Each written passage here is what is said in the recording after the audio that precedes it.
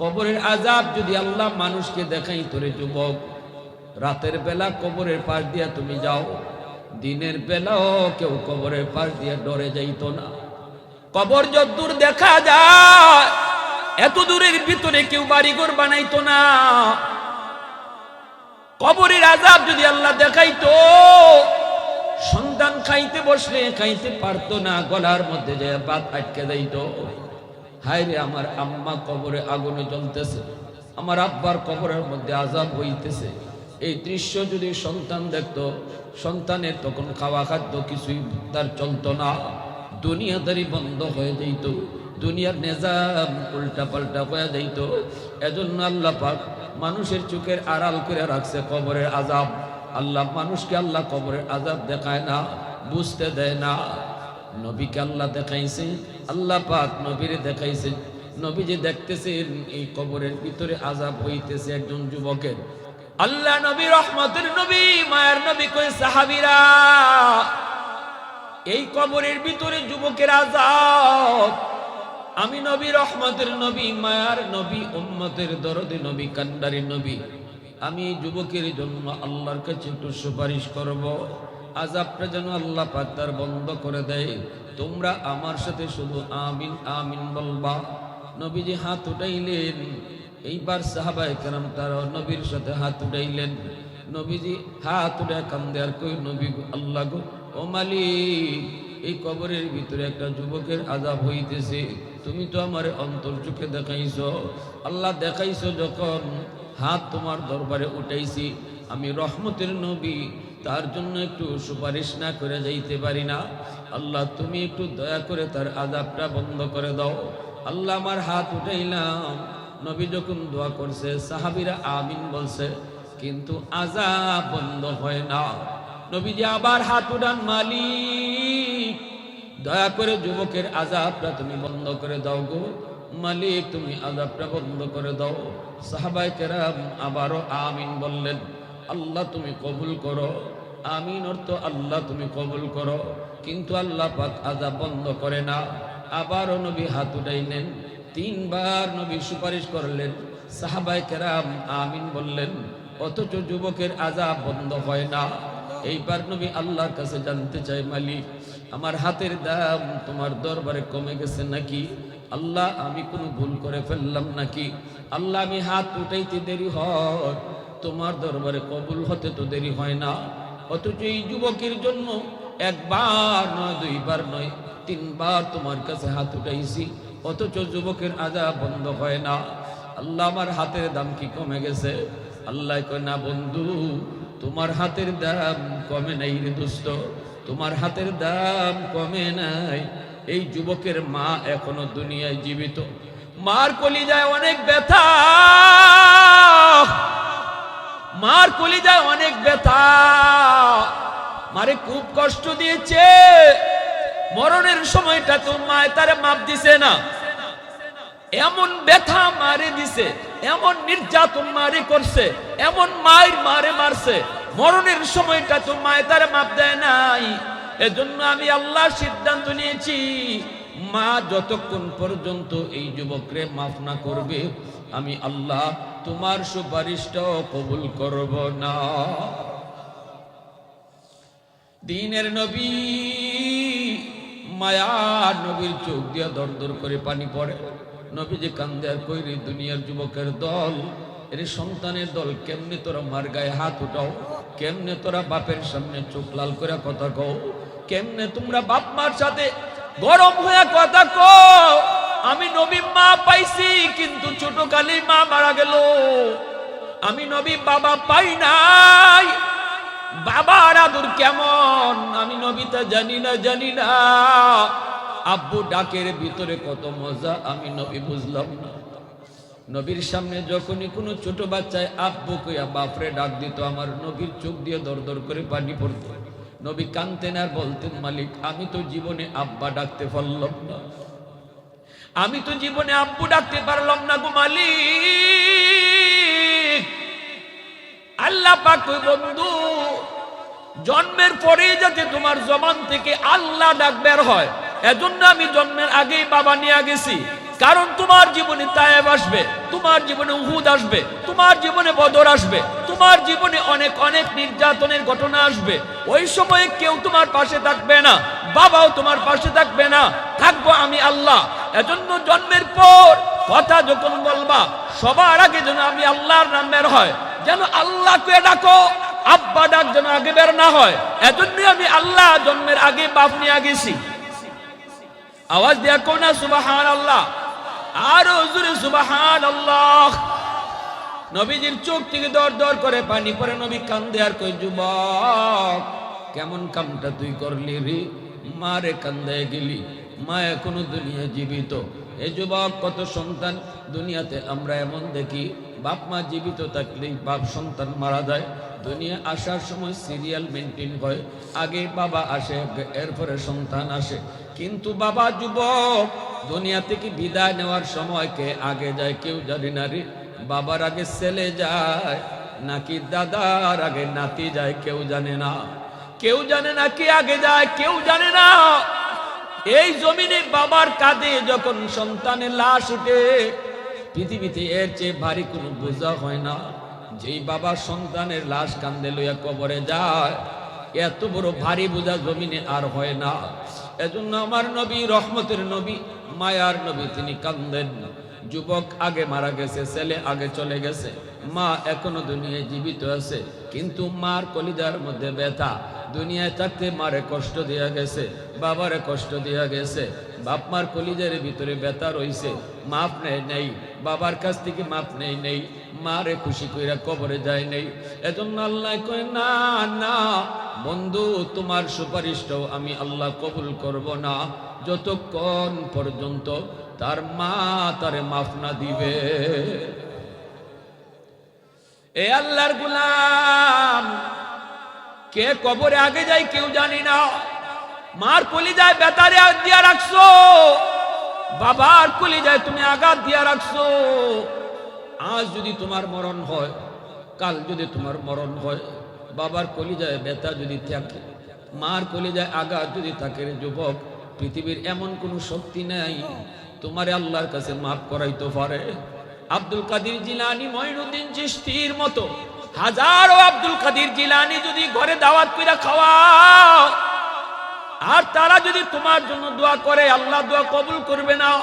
কারণ হাজার আব্দুল কাদের জিলানী আমার নবীর পায়ের দুলার সমানও না, ঠিক কিনা জোরে কও। যেখানে আমার নবীর সুপারিশটা আল্লাহ কবুল করছে না। এজন্য যুবক, পৃথিবীর কোনো শক্তি নাই তোমার আল্লাহর কাছে মাফ করাইতে পারে যদি মা বাপে তোমারে মাফ না করে। এজন্য আল্লাহর পাক কয়, দোস্ত যতক্ষণ পর্যন্ত তার মাফ না করব, আমি আল্লাহ তারে মাফ করব না, আমি তারে মাফ করব না। অথচ আমার নবীর হাতের কি পরিমাণ দাও, আমার নবী হাত উঠাইতে দেরি হয়, আল্লাহ দোয়া কবুল করতে দেরি হয় না। অথচ এই জায়গায় নবী 3 বার হাত উঠাইছে, তবু আল্লাহ দোয়া কবুল করতেছে না। দুনিয়ার মানুষকে খুশি করতেছো, কিন্তু মারে খুশি করলাই না, বাপরে খুশি করলাই না।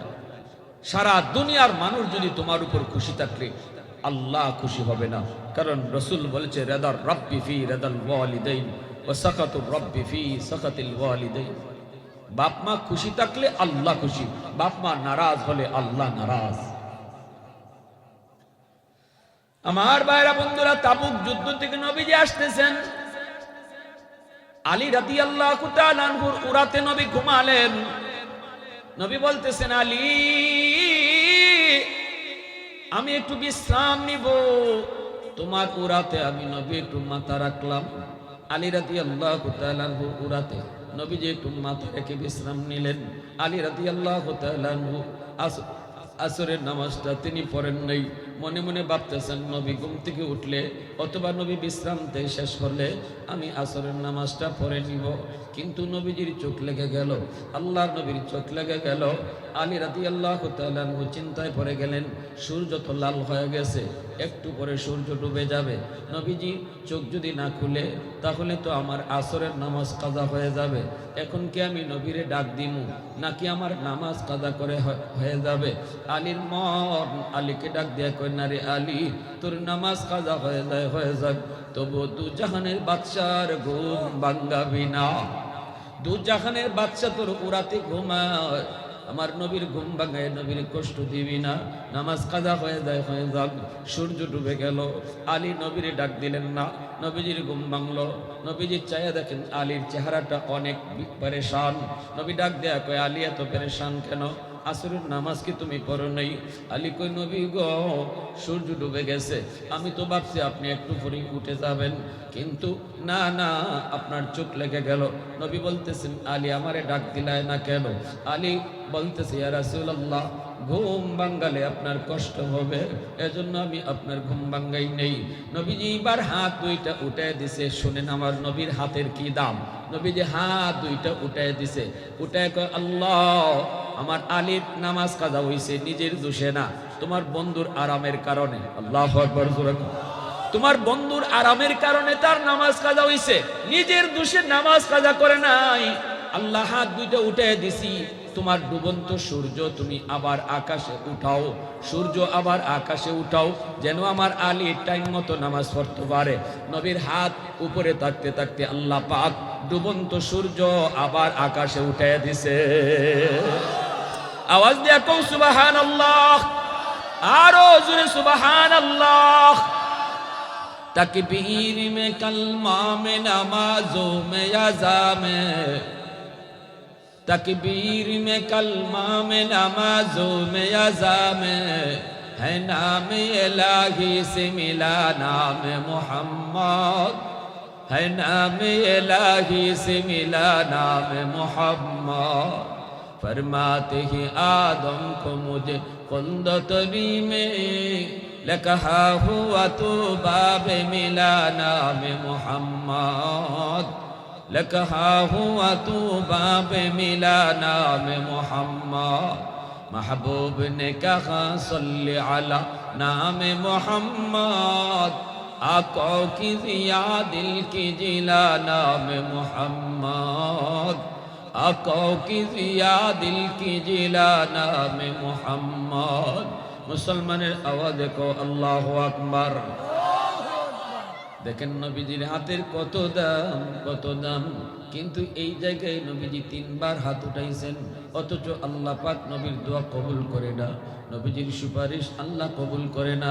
আল্লাহ জানায় দিয়েছে, বন্ধু, এই মা যতক্ষণ পর্যন্ত তার সন্তানরে মাফ না করব, আমি আল্লাহ তোমার সুপারিশও কবুল করব না। নবীজি এইবার সাহাবায়ে কেরামকে বলেন, সাহাবীরা রে, দ্রুত যাও, ওই মাকে যে আমার সালাম জানাও। নবীজির সালাম জানাইতেই মহিলা চলে আসলো। নবী ডাক দেয়া কয়, মা গো, কবরটা চিনোনি?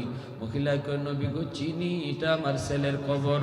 আল্লাহ নবী কয়, মা, ছেলে বুঝি তোমারে অনেক কষ্ট দিয়েছে গো, কষ্ট দিছে, তোমারে অনেক নির্যাতন করেছে, এজন্যই আজকে ছেলে কবরে আযাব ভোগ করতেছে। জাহান্নামে আগুন, জাহান্নামের আগুন তার কবরে দাউ দাউ করে জ্বলে, সাপের কামড় খায়। মা মা করে চিৎকার করে কাঁদতেছে।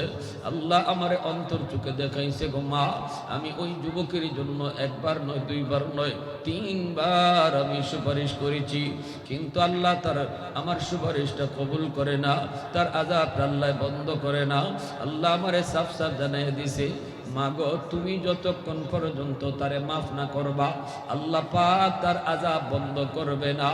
আমি নবী সুপারিশ করি গো মা, 10 মাস 10 দিন যেই সন্তানের পেটে নিছো, এই সন্তান ভুল করছে, কিন্তু মাগো তুমি ভুল কইরো না, তুমি ছেলেটারে মাফ করে দাও, নইলে কিন্তু আযাব বন্ধ হবে না। মা তুমি মাফ করে দাও। নবীজি যখন মহিলার কাছে সুপারিশ করেন, কিন্তু মহিলায় মাথাটা নিচের দিকে দিয়ে দিছে, নবীজির সাথে কথা কয় না, মাথাটা নিচের দিকে দিয়ে দিছে। কিছুক্ষণ পরে মাথাটা উঠাইছে, মার চোখ থেকে দর দর করে পানি পড়ে যুবক। মায় কান্দে আর কয়, নবী গো, ওগো নবীজি, আমি এরে মাফ করবো না, এমন মায়ের আমারে মারছে গো নবী, এখনো আমার পিঠে মায়ের দাগ আছে, এখনো আমার মায়ের দাগ আছে, মরার আগের দিনও আমারে মারছে। নবী গো, বউয়ের কথায় আমি মারে বাদ দেয় না, বউয়ের কথায় আমি মারে আলাদা করে রাখতো। শীতের দিনে আমি মায় কষ্ট করছি, শীতের কাপড় দিছে না, নিজে শীতের কাপড় কিনছে, বউরে শীতের কাপড় কিনে দিছি, আমারে শীতের কাপড় কিনেও দিত না। একটা বাংলা ঘরের মধ্যে বারান্দার মধ্যে আমারে রাখতো, শীতের বাতাস আমারে কষ্ট দিছি, নিজে থাকছে বড় আরামে, বউ বাচ্চা নিয়া। কিছু থেকে কিছু হইলে বউয়ের কথায় আমার গায়ে আইসা হাত উঠাইতো, আমারে বেদ দিয়ে ফিটাইতো গো নবী।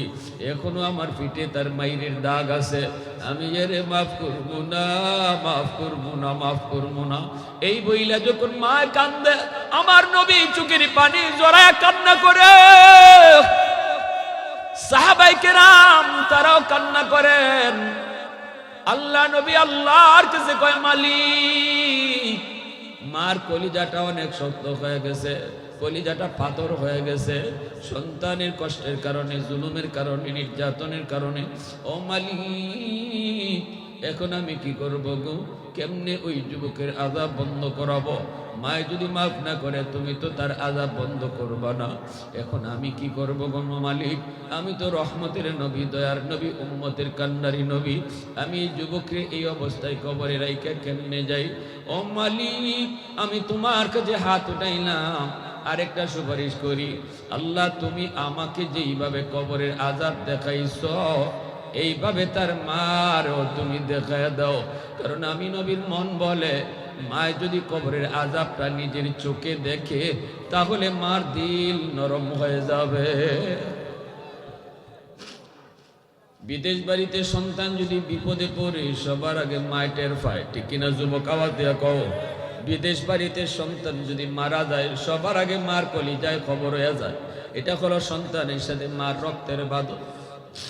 এজন্য যুবক, কারে কষ্ট দিতেছ, কারে তুমি কান্দাইতেছ? পৃথিবীতে মায়ের মতো আপন কেউ হবে না, পৃথিবীতে মায়ের মতো আপন কেউ হবে না। তোমরা কোনোদিনও মায়েরই মনেতে কষ্ট দিও না, তোমরা কোনোদিনও মায়েরই মনেতে কষ্ট দিও না। পৃথিবীতে মায়ের মতো আপন কেউ হবে না, পৃথিবীতে মায়ের মতো আপন কেউ হবে না। তোমরা কোনোদিনও মায়েরই মনেতে কষ্ট দিও না, তোমরা কোনোদিনও মায়েরই মনেতে কষ্ট দিও না। কত পাপী এমন আছে মাকে কষ্ট দেয়, মায়ের মনে কষ্ট দিয়ে অভিশাপ নেয়। মায়ের মনে কষ্ট দিলে খোদা যে সহে না, মায়ের মনে কষ্ট দিলে খোদা যে সহে না। তোমরা কোনোদিনও মায়েরই মনেতে কষ্ট দিও না, তোমরা কোনোদিনও বাবারই মনেতে কষ্ট দিও না, তোমরা কোনোদিনও বাবারই মনেতে কষ্ট দিও না। আল্লাহর নবী এবার আল্লাহর কাছে যখন আবদার করলেন, মালিক, কবর আযাবটা আমারে তুমি যেভাবে দেখাইছো, এইভাবে তার মারও তুমি দেখায় দাও। সাথে সাথে আল্লাহ পাক নবীর এই আবদার কবুল করে নিছে। মার চোখের সামনে আল্লাহ পাক কবরের আযাব তুলে ধরলো।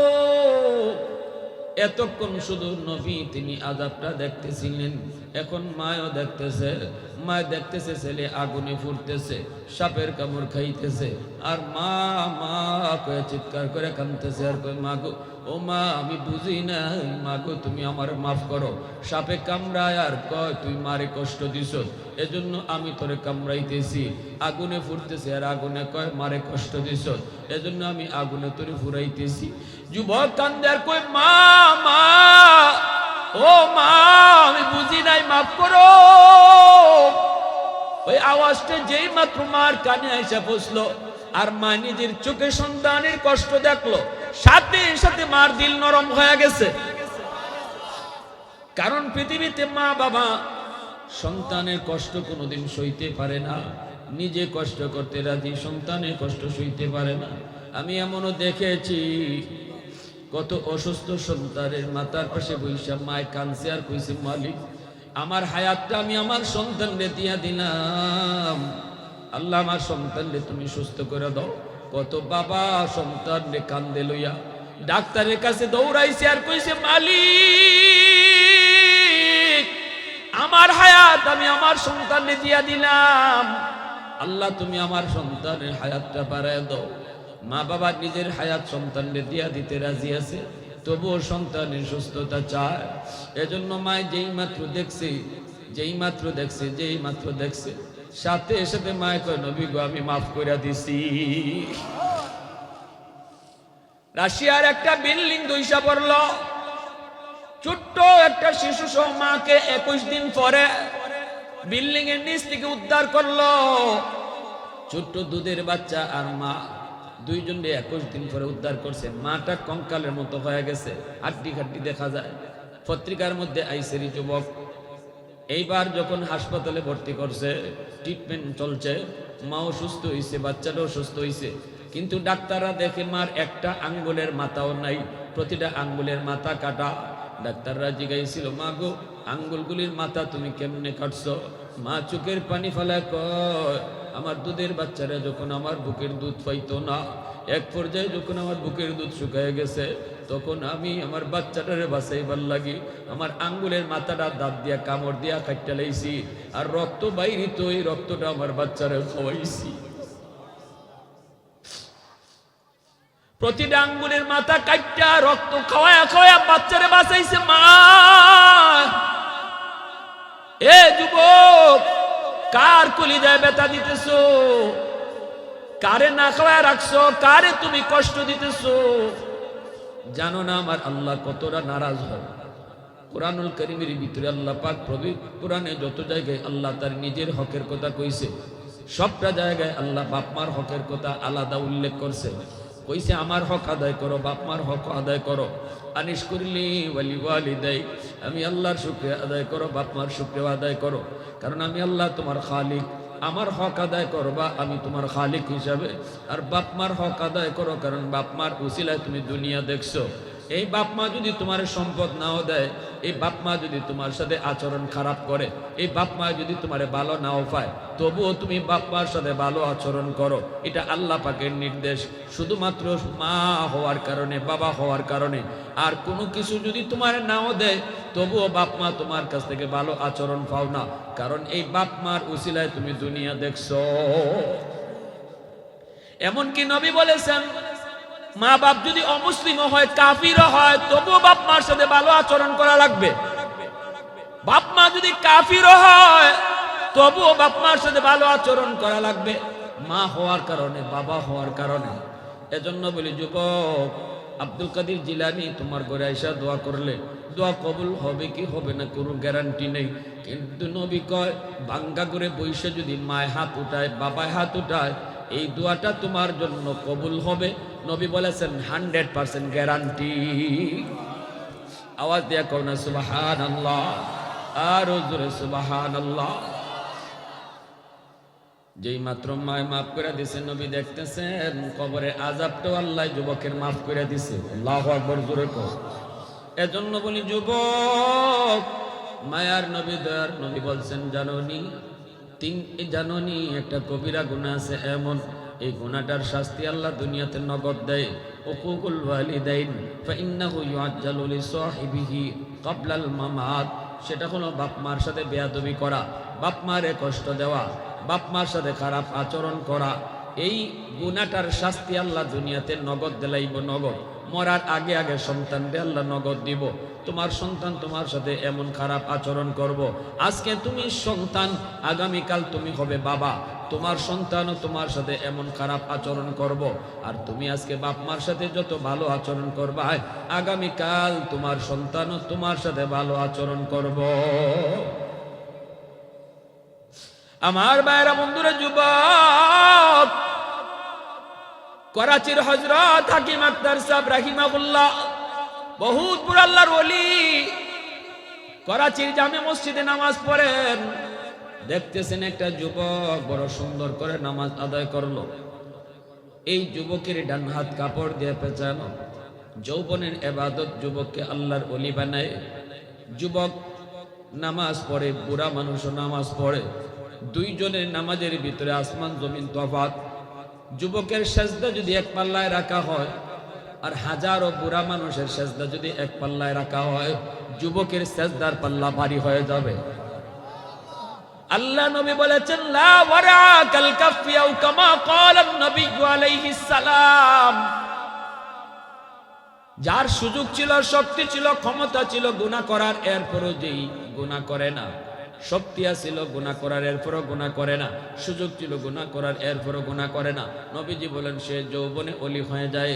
যুবকের শক্তি ছিল গুনাহ করার, যুবকের সুযোগ ছিল গুনাহ করার, এরপরে যেই যুবক আল্লাহর ভয়ে গুনাহ করবে না, এই যুবক যৌবনে আল্লাহর ওলির তালিকায় নাম লেখায় নেয়, ওলির তালিকায় নাম লেখায় নেয়। এজন্য আল্লাহ পাক ওই যুবকের মতো যুবকদের উসিলায় আমি আল্লাহ জমিন টিকায় রাখছি।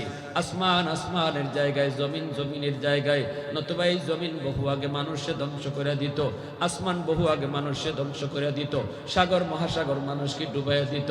আল্লাহ পাক রব্বুল আলামিন ইকতেই কোরআন হাদিসে কুদসির মধ্যে আল্লাহ বলেছেন আলা কুল্লা ইয়াউমিন ওয়াল আরদু ইস্তাজিলু রাব্বাহু ওয়াল মালাইকাতু ইস্তাজিলু রাব্বাহু ওয়াল বাহরা ইস্তাজিলু রাব্বাহু আবতালু ইবনা আদম ফি কারি। আল্লাহ পাক রব্বুল আলামিন ইকতেই বলছে, জানোনি জমিন প্রতিদিন কয় মালিক এই নাফরমানগুলারে আমি গিলে ফেলবো, বেনামাজির আমি গিলে ফেলবো। আল্লাহ পাক রব্বুল আলামিন কয় সাগর মহাসাগর কয় মালিক সব ডুবাইয়া দিমু, নাফরমান সবগুলারে আমি ডুবাইয়া দিমু, নাপাক জমিনটারে আমি পানি যায় পাক বানায়া দিমু। কিন্তু আল্লাহ পাক রব্বুল আলামিন জমিনরে ধমক দেয়, সাগর মহাসাগরকে আল্লাহ ধমক দেয়। আল্লাহ পাক কয় রে জমিন ভালো করে শুন, আমি আল্লাহ দেখতেছি এই জমিনে কত গুনাহ হইতেছে, কত অন্যায় হইতেছে, কত নাফরমানি হইতেছে, এরপর আমি জমিনে গজব দেই না, ওই হারে আযাব গজব দেই না। কারণ কি জানোস নি? কারণ এই মানুষকে আমি আল্লাহ বড় আদর করে বানাইছি। আসমান আল্লাহ বানাইছেন কুন ফায়াকুন বইলা, জমিন আল্লাহ বানাইছেন কুন ফায়াকুন বইলা, ফেরেশতা আল্লাহ বানাইছেন কুন ফায়াকুন বইলা। কিন্তু আমারে আপনারে আল্লাহ পাক কুন ফায়াকুন বলে বানায় না। আমারে আপনারে যখন আল্লাহ বানাইছে খালাকতু বিয়াদাইয়া, আল্লাহ কয় মানুষ আমি নিজের হাত দিয়া বানাইছি। আল্লাহ পাক কয় লাউলা মাশাইখু রুক্কা والشباب خشا والأطفال ردا والأنعام ردا لجعلت السماء حديدا والأرض خفصفا والتراب رمادا وما أنزلت من السماء قطرا وما أنبت من الأرض نباتا بل أنزلت عليكم العذاب صبا। আল্লাহ পাক কই জানোনি এই জমিনের ভিতরে এখনো এমন কিছু যুবক যৌবনে পাগলামি করে না, যৌবনে সেই তারে মসজিদে পাওয়া যায়। এখনো জমিনের ভিতরে এমন কিছু যুবক আছে যেই যুবক যৌবনে বাপ মারে মান্না চলে, বাপ মারে খুশি রেখে চলে, বাপ মার কথা মতো চলে, মুরব্বীদেরকে সম্মান করে, উলামায়ে কেরামকে তাজিম করে, মসজিদে তারে নামাজ ওইলি নামাজে পাওয়া যায়, জুম্মার দিনে তারে জুম্মায় দেখা যায়, রমজান মাসে তারে রোজা রাখতে দেখা যায়। আমি আল্লাহ যখন দেখি ওই যুবকের সুযোগ ছিল গুনাহ করার, এরপরও গুনাহ করে না, সুযোগ ছিল তার গুনাহ করার, শক্তি ছিল তার গুনাহ করার, এরপরও সে গুনাহ করে না। শুধুমাত্র আমি আল্লাহর ভয়ে দুনিয়ার নাপাক প্রেম অন্তরে জায়গা দেয় না, অন্তরের ভিতরে আমি আল্লাহর প্রেম জমায় নেয়। ওই যুবকের দিকে যখন আমি তাকাই তখন আমি এই জমিনের প্রতি আমার মায়া লেগে যায়। হাকিম আক্তার সাহেব রাহিমাহুল্লাহ আরিফ বিল্লাহ কয় আমি দেখতেছি যুবক সুন্দর করে নামাজ পড়লো, কিন্তু তার ডান হাতটা কাপড় দিয়ে পেঁচানো। নামাজ শেষ হলে পরে যুবকরে আমি ডাক দিলাম, যুবক ডান হাতটা কাপড় দিয়ে কেন পেঁচায় রাখছো? যুবক বলে হুজুর আমার হাতের মধ্যে ফসন শুরু হয়েছে, ফসা দুর্গন্ধ বের হয়, কাপড় দিয়ে যদি পেঁচায় না রাখি তাহলে মসজিদে কেউ টিকতে পারতো না, এজন্য কাপড় দিয়ে পেঁচায় রাখি, অনেক দুর্গন্ধ। আল্লাহর ওলি কয় তুমি ডাক্তার দেখাও নাই? কয় দেখাইছি হুজুর, কোনো ডাক্তারই আমার রোগ ধরতে পারে না, কোনো ডাক্তার আমার রোগ ধরতে পারে না। হুজুর কয় তাহলে অন্য দেশের ডাক্তার দেখাই চলো। যুবক তখন কান্দে আর কয় না গো আল্লাহর ওলি, আমার রোগ ভালো হবে না, কোনো ডাক্তার আমার রোগ ধরতে পারবে না। আমি আমার রোগ ধরে ফেলেছি। আমার রোগ হলো আসমানে, চিকিৎসা চলছে জমিনে, কোনো দিন আমার রোগ ভালো হবে না। আমি আমার মার গর্ভে একমাত্র সন্তান ছিলাম। জন্মের কিছুদিন পরে আব্বা মারা গেছে। মা আমারে কষ্ট করে করে পড়ালেখা করাইছে, মানুষের বাড়িতে কামকাজ করে মায় আমারে পড়ালেখা করাইছে। আমি যখন কলেজে গেছি, ভার্সিটিতে গেছি, সুন্দরী একটা মেয়ের সাথে আমার পরিচয় হয়েছে। সে অনেক ধনীর মেয়ে, তারে আমি বিয়া করে ফেলছি, ঘরে আইনা তুলছি। মায় শুধু কইছে, বাজান আমরা গরিব মানুষ, বড় লোকের মেয়ে তুই নিয়ে আসছ। আমি মারে তো মা কইতো না। আমি কইছি, না গো আম্মা, আমি সব বুঝাই কইছি, অসুবিধা নেই। কিন্তু কিছুদিন পরেই দেখা গেল মা যা কইছিল তাই ঠিক। আমি অফিস থেকে আসলে পরে আমার বউ আমার মার বিরুদ্ধে আমারে কানে কানে নালিশ দিত, মার বিরুদ্ধে খালি কথা কয়। এইভাবে একদিন, দুই দিন, তিন দিন। একদিন আমি বউয়ের কথায় ভইরা আমি মার রুমে ঢুইকা মারে বকাবকি শুরু করলাম। মায় কই, বাজান বউয়ের কথায় তুই আমারে বকিস না, আমি তোর বউয়ের সাথে কোনো কথাই কই নেই, কোনো ঝগড়া করি নেই। কিন্তু হুজুর, পরের দিন আমি মার রুমে ঢুইকা মারে মারা শুরু করলাম। যেই মাত্র মার গায়ে হাত উঠাইছি, এমনি মা চিৎকার দিয়া কয়, বাজান রে, আজকে তুই আমারে হাত দিয়ে তুই মারলি, বউয়ের কথায় যে হাত দিয়ে তুই আমারে মারছো, এই হাতটা মা চুমায়া চুমায়া বড় করছি। তোর এই হাতের মধ্যে মার হাজারো হাজারো চুমা লেগে আছে রে বাজান। তোর বাপ তো জন্মের কিছুদিন পরেই মারা গেছে, বাপের আদর ফাঁস নাই। আমি মা তোরে আদর কইরা কইরা বড় করছি। আজকে এই হাত দিয়া বুঝি মারে মারছো, তোর এই হাত যেন আল্লাহ ফসায়া দেয়। যেই মাত্র মা এই বদুয়া দিছে হুজুর, আমি টের পাইছি আমার পায়ের জমিন কাইপা উঠছে। কিছুদিন পরে আমি দেখতে পেলাম আমার হাতের মধ্যে ফুরা দেখা দিছে, ফুরা। এই ফুরা থেকে পচন শুরু হয়েছে। ডাক্তার দেখাইলাম, অ্যান্টিবায়োটিক, হাই অ্যান্টিবায়োটিক দিল, অথচ ফসা ভালো হয় না। ডাক্তাররা কয়, আমরা তো বুঝি না কেন তোমার পছন্দ ভালো হয় না, আমরা তো ভালো চিকিৎসাই দিতেছি। আমি বলেছি, ডাক্তার তোমরা রোগ না ধরলো আমি রোগ ধরে ফেলেছি। এটা আমার মার বদদোয়া, আমার মার বদদোয়া, মার বদদোয়া। হুজুর, এই দুর্গন্ধের কারণে আমার সুন্দরী বউ আমারে ফলে বাপের বাড়ি চলে গেছে। এলাকার মানুষেরা আমারে এলাকা থেকে বের করে দিছে।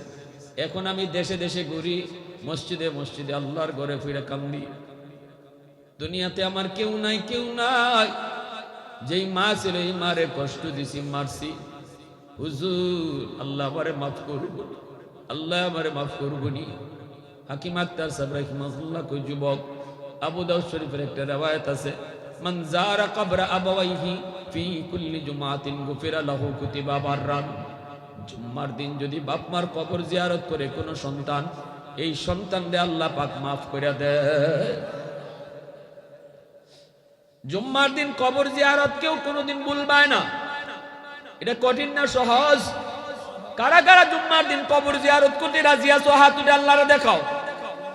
এ যুবক, জুম্মার দিন কবর জিয়ারত করতে কেউ ভুইল না, কেউ কোনোদিন ভুইল না, ভুইল না। এজন্য বলি যুবক, ভালো করে শুনো, এই জমিনে আবার বহু সন্তান আছে যেই মার দোয়া পাইয়া, বাবার দোয়া পাইয়া আল্লাহর ওলি হইছে। ওয়াসকরুনির নাম আমরা শুনছি, বাইজিদ বুস্তামির নাম আমরা শুনছি, তারা ওলি হইছে মার দোয়ায়। খাজা মঈনুদ্দিন চিশতির নাম শুনছি, ওলি হইছে মার দোয়ায়। আল্লাহু আকবার, জোরে কর। আব্দুল কাদের জিলানী, জিলানী হইছে বাপ মার দোয়ায়। আল্লাহু আকবার, জোরে কর।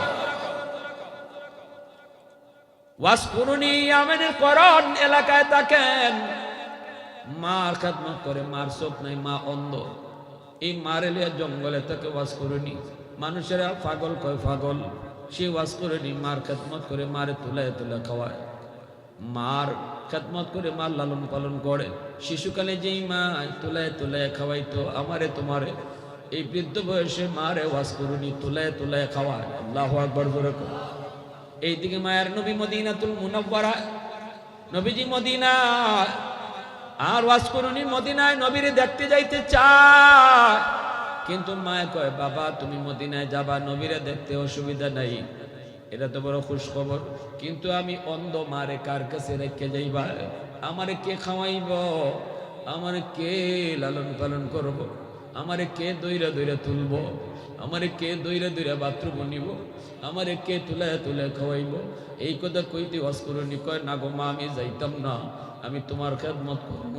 নবীরে দেখবার প্রচন্ড ইচ্ছা, কিন্তু এরপরও মদিনায় যাইতে পারেন না, মার কষ্ট হবে। এইদিকে মায় হাত উঠে এখন মালিক আমার ওয়াইজ, আমি মার কারণে তোমার হাবিবরে দেখতে পারে না, এই খবরটা তোমার হাবিবরে জানাই দিও। আর আমার ওয়াইজ রে তুমি জগতের ওলিদের সরদার বানায় দিও। আল্লাহ পাক জিব্রাইল মারফতে নবীরে জানায় দিছে, নবীরে জানায় দিছে বন্ধু তোমার একজন আশেক আছে ইয়ামেন এলাকার করণ এলাকায় থাকে, মার খেদমতে কষ্ট হইব, এজন্য মারে রাখিয়া তোমার কাছে আসতে পারে না। আমি আল্লাহ মার দোয়ার উসিলায় ওই সন্তানরে জগতের ওলিদের সরদার বানায় দিছি। খালি ওলি না, দুনিয়ার সমস্ত ওলিদের সরদার আমি তারে বানায় দিছি। এবং চেয়ে মুস্তাজাব দাওয়া, হাত উঠায় দোয়া করলেই আমি দোয়া কবুল করে নেই, হে দোয়া করলেই দোয়া কবুল করে নেই। বন্ধু তুমি তোমার গুনাহগার উম্মতের জন্য তার কাছে তুমি দোয়া চাইও, তার কাছে দোয়া পৌঁছাও। সে যদি দোয়া করে তোমার গুনাহগার উম্মতরেও আমি আল্লাহ তার দোয়ার উসিলায় মাফ করে দিমু। আরো জোরে কোন না সুবহানাল্লাহ। मैं तालिब मौला हूँ मेरे इश्क निराला, मैं तालिब मौला हूँ मेरे इश्क निराला, है जुमला जहाँ जिनके तजल्ली से उजाला, है जुमला जहाँ जिनके तजल्ली से उजाला, मा दर्द जहाँ गैर खुदा यार नदारम, যদি আদে খুদা হিচ দিগর কার নদারম, যদি আদে খুদা হিচ দিগর কার নদারম। মুসলমানের আওয়াজে কও আল্লাহু আকবার, আরো জোরে কও আল্লাহু আকবার। তাহলে বাপ মার দোয়া নেওয়ার দরকার আসেনি না নাই? দুনিয়ায় যদি সফলতা চাও বাপ মার দোয়া লাগবে, দুনিয়ায় যদি সফলতা চাও বাপ মার দোয়া লাগবে। বিদেশ যাইতে চাও বাপ মার দোয়া ছাড়া বিদেশ যাওয়া হইতো না। যদি বাপ মার দোয়া তোমার জীবনে বন্ধ থাকে রে যুবক, দেখবাই সবকিছু সামনে আছে, দরতায় ভাইতায় না। জীবনের তোমার জীবনের পাওয়ার হাউস বাপ মা, ওইখান থেকে যদি লাইন কাটা থাকে দেখবাই সব সামনে আছে, কিন্তু দরতে কোনটা ভাইতায় না, দরতে ভাইতায় না। আর যদি বাপ মার দোয়া থাকে আল্লাহ পাক কম রুজির মধ্যে আল্লাহ বরকত বাড়ায় দেয়।